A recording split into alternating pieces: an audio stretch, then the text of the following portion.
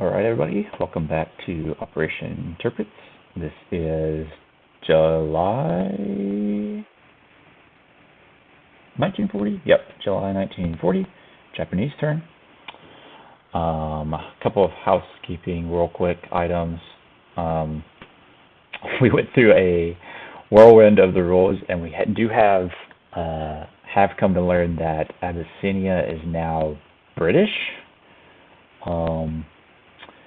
With the idea there that whenever France surrendered and went to free France, a minor power cannot control other minor powers. So control of any minor powers switches to another major power within that alliance. In this case, control switched to Great Britain. And then when Italy declared war on Great Britain, Abyssinia aligned to the British as a result. So that's real quick. Another thing is that Suriname is also now British, back from when the Germans attacked the Dutch.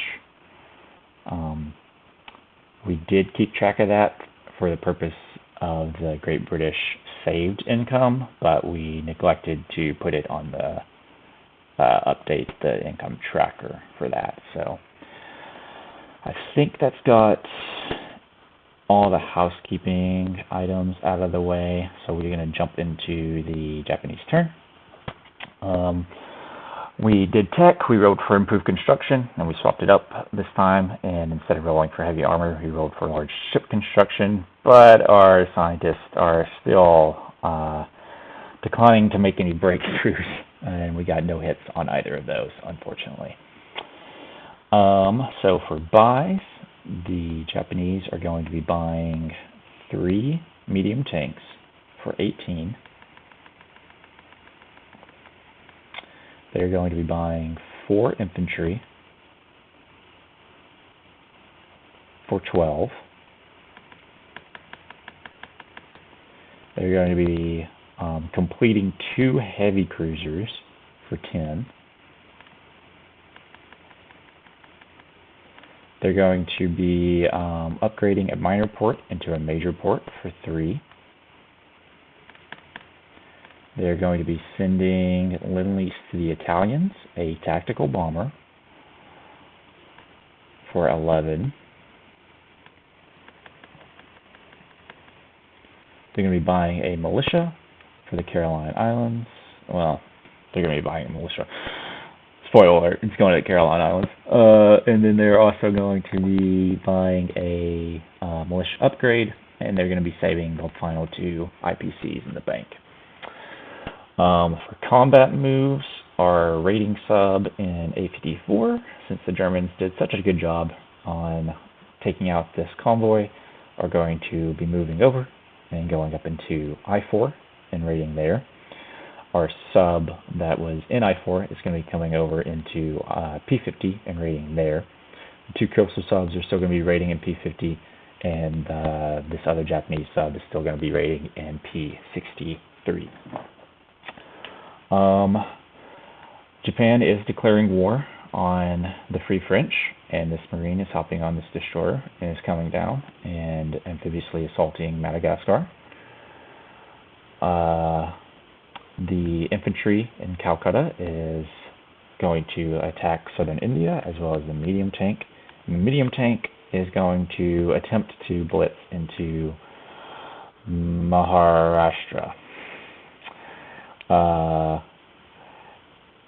In southern India, we're going to be having our 2 fighters that are in Anam Tonkin. They're going to be going 1, 2, 3 and joining in on that fight. Let's see. Our seaplane in Siam is going to be coming on map and going 1, 2, and attacking the coastal sub in I-13. The fighter in Siam is going to also join in southern India. The fighter in Kwangtung is going to be attacking Luzon and the Visayas. and Japan is declaring war on the United States. The transport in P50, let me make sure I get this right actually real fast. So one of the transports in P59 is going to be picking up these two Marines. It's going to be coming over into P60, and the Marines are both going to be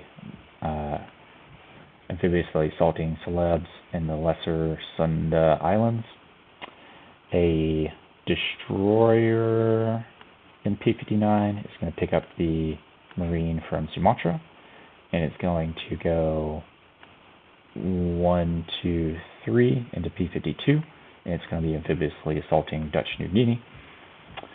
A tactical bomber that is currently on a carrier in P59 is going to be going on map in P60 and assaulting the coastal sub there, and I'm going to pair it with one of the Japanese destroyers. I will also be moving a light carrier and a torpedo boat destroyer into P60 as well. The other transport that's in P59 is going to be picking up an infantry from Sumatra, coming into P50, picking up a Marine from British Malaya, and they both are going to be amphibiously assaulting Luzon and the Visayas. A transport that's in port in British Malaya is going to be picking up the remaining two Marines there. They're going to be hopping on the transport. It's going to move over 1 into I-12, 2 into I-7, and both of those Marines are going to be amphibiously assaulting Maharashtra. We will also have the Marine and the infantry in Borneo will be attacking Sarawak, and they are going to be joined by a attack bomber doing so.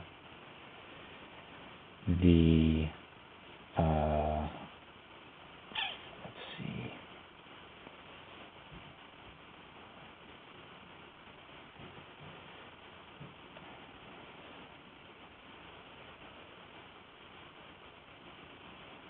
Sorry about this delay, guys. Gotta make sure I had something right.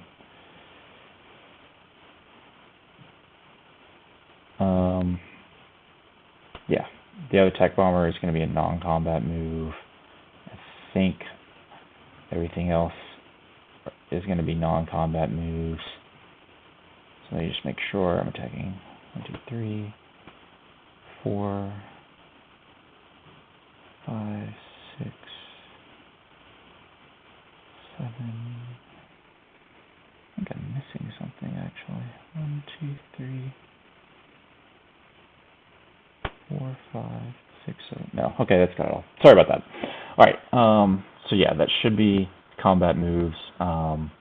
The actually bombards. Okay, so I have the battle cruiser in P59. It's going to be coming up into P50, as well as one of the heavy cruisers during combat, and they are going to be bombarding Luzon and the Visayas. And I think that has actually got all the combat moves sorted out. So we are going to start out by doing our sub rating first. We're going to change it up this time. And so we're going to grab our 2d6s. We're going to start in Australia like normal. So once again, Japanese die for all of these rating scenarios is going to be the left one, and the British / Allied one is going to be the one on the right. So our P63 sub deals 1 damage to the East Asian line. This. That is one of Anzac's monies gone. Next, we're going to come over to our sub that is in I-4.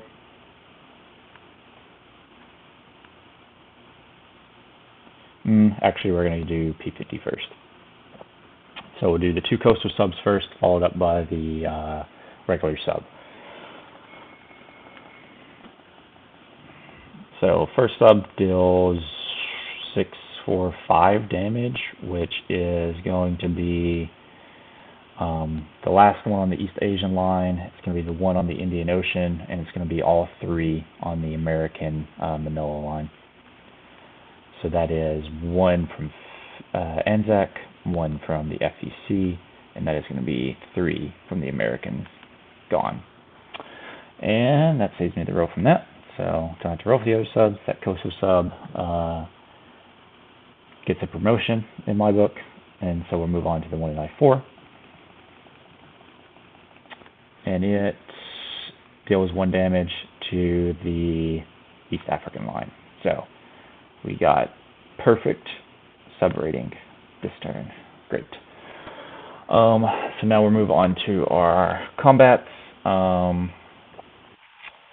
We'll start out attacking this coastal sub. So the attack bomber rose at a 7, the paradestroyer rose at a 4, and the coastal sub rose at a 2. It does not get its first strike since I have a destroyer present. So we will just roll all these at the same time. And my destroyer hit, and the coastal sub missed. So coastal sub is sunk. And now both these islands are taken for free, as well as Dutch New Guinea gets taken for free. So we will move the Japanese up 3, and we will move the British down 3. Next we will do Sarawak. So I have a infantry and marine attacking at 1 because this is mountain, and a tactical bomber attacking at 7 against a militia defending at 2. So we'll get our 7 and 2 1s. Everything rolls at the same time. And all misses, so we will go to round 2. And attack bomber hits, and the militia missed again. So we will take Sarawak without taking any casualties. So Japanese income will go up 1, and the FEC will go down 1. Next is we will do Southern India. So we have an infantry attacking at 1, since this is across a river, and a tank attacking at 5 across a river, as well as 3 fighters attacking at 6, and a militia defending at 2. So we have a 1 for us, a 5 for us, and 3 6s for round 1.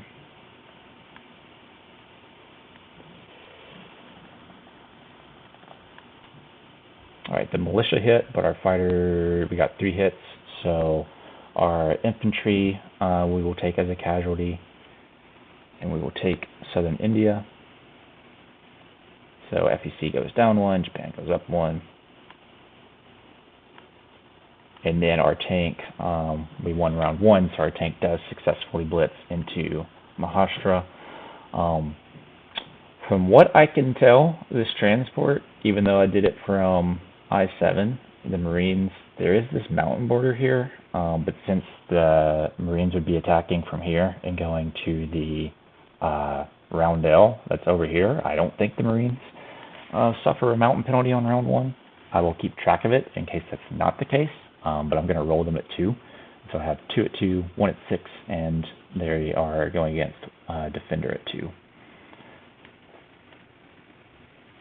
Nope. So 2 at 2, 1 at 6, going against 1 at 2.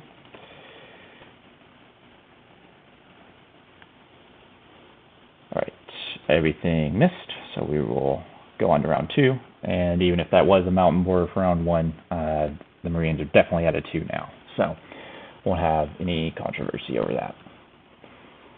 Alright, so my tank hit and the militia missed, so we will take Maharashtra without casualty. And so Japan will go up another 1, and FEC will go down 1. We will also take Madagascar for without resistance. So Japan will go up 1, and the Free French will go down 1. And our last land combat is Lusana and the Visayas. So we have 2 at 1 and 1 at 6 against 1 at 2.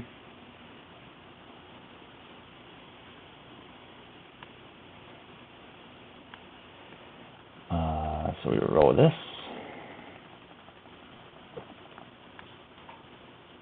And we got all misses, so round 2.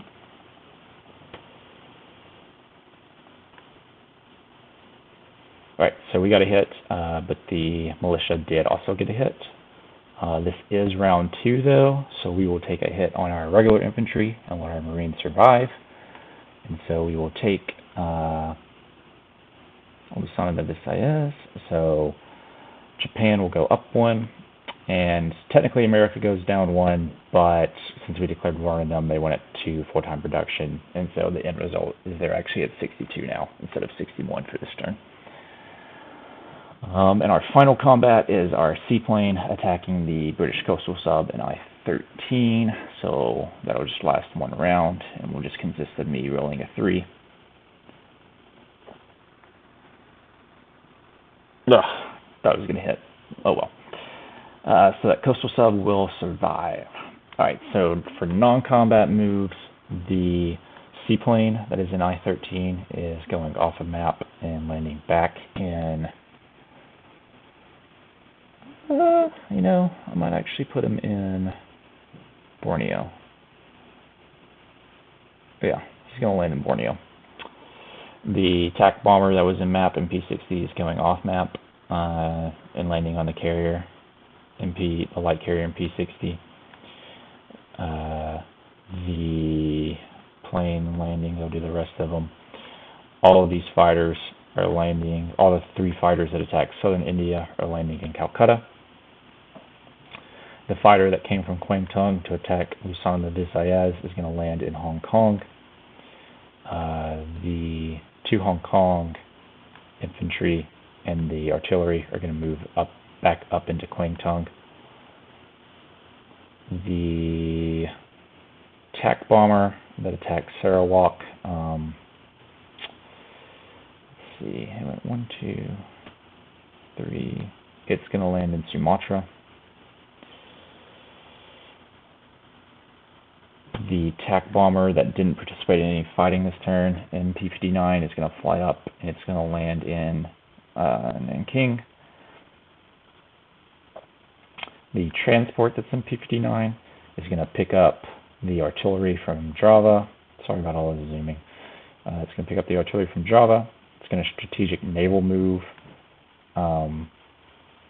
up 1 into P50, 2 into P41. In P41, it's going to pick up one of the Marines. It's going to strategic move P32, and then strategic move into P14. And it will drop off the artillery and the Marine into Korea. The other transport that was important in P50 is going to come up and go P41, P32, P15. It's going to pick up the 2 infantry in Kyushu and drop them off in Korea as well. And then it is going to go into port in Kyushu. I'm not sure, since I dropped off the artillery in the Marine in Korea, whether or not this transport can actually go into port in Rihe. If it can, that's what I'm going to have it do, and that's what I'll say it can do, because I think it can. But if for whatever reason dropping them off at Korea prevents it from being able to go into port at that in Rihe, then it will just stay in the sea zone. The rest of the fleet that's in P59, the majority of it is just going to move up and stay in P50, with the exception of the remaining 2 torpedo boat destroyers are going to instead move up another 1 and go into P41. I don't see other non-combat moves that I'm missing as a result of combat. So I'm going to call that good in the interest of time, and we are going to move on to placing our builds.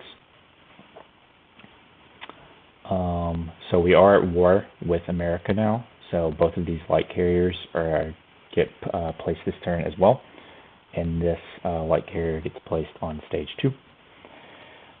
So we will set the Italian tack bomb. Well, actually, we'll bring it with us because I need to show you this the Lend-Lease path just to make sure we're all square there.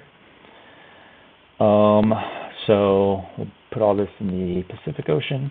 The major port upgrade is for the minor port that is on Borneo. That's on the border of P60. The militia, as I spoiled earlier, is going in the Caroline Islands. The militia upgrade is going into Calcutta, as well as one of the medium tanks. The other 2 medium tanks are being built in Rihi. All 4 infantry are being built in Kyushu.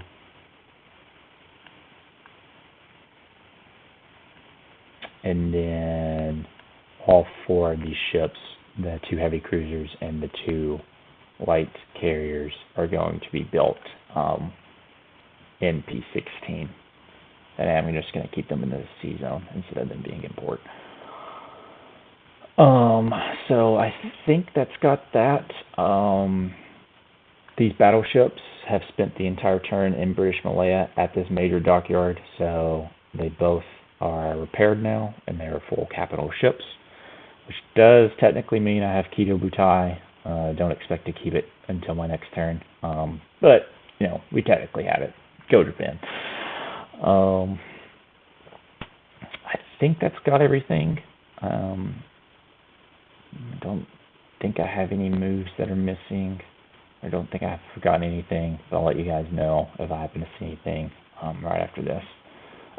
I am going to go ahead and put the transport import in Maharashtra here.